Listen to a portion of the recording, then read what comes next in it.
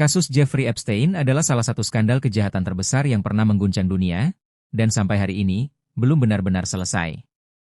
Jeffrey Epstein adalah seorang miliarder Amerika Serikat dengan jaringan pertemanan kelas atas. Ia bergaul dengan politisi, pengusaha besar, akademisi, hingga bangsawan. Namun di balik kehidupan elit itu, Epstein menjalankan jaringan eksploitasi seksual terhadap anak di bawah umur.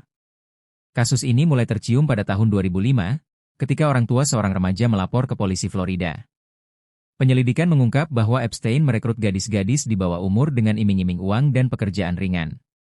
Korbannya bukan satu atau dua, melainkan puluhan, bahkan diduga ratusan. Namun kejanggalan pertama muncul pada tahun 2008. Epstein mengaku bersalah, tetapi hanya dijatuhi hukuman 18 bulan penjara, dan bahkan diizinkan keluar hampir setiap hari. Kesepakatan ini dikenal sebagai Sweetheart Deal.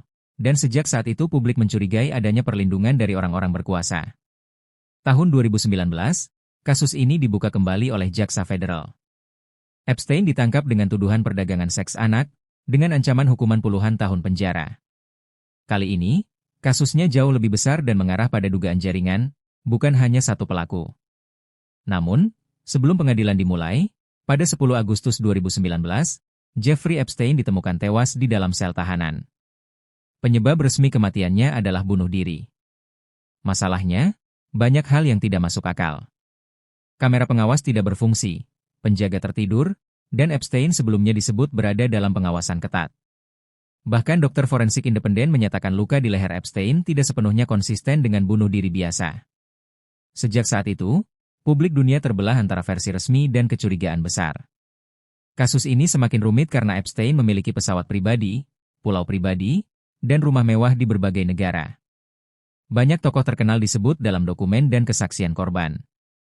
Penting dicatat, tidak semua nama yang disebut berarti bersalah. Namun hingga hari ini, sangat sedikit tokoh besar yang benar-benar diproses hukum. Satu orang yang dipastikan terlibat adalah Ghislaine Maxwell, rekan dekat Epstein yang berperan sebagai perekrut korban. Ia telah dijatuhi hukuman 20 tahun penjara. Tetapi publik tetap bertanya, jika jaringan ini sebesar itu, mengapa hanya satu orang yang dihukum? Kasus Epstein menjadi simbol bagaimana kekuasaan, uang, dan pengaruh dapat melemahkan keadilan. Bukan hanya tentang satu orang yang mati di penjara, tetapi tentang sistem yang memungkinkan kejahatan besar berlangsung selama bertahun-tahun. Sampai hari ini, pertanyaan itu masih menggantung. Apakah kebenaran sudah terungkap? Atau hanya dikubur lebih dalam? Tuliskan pendapat Anda di kolom komentar.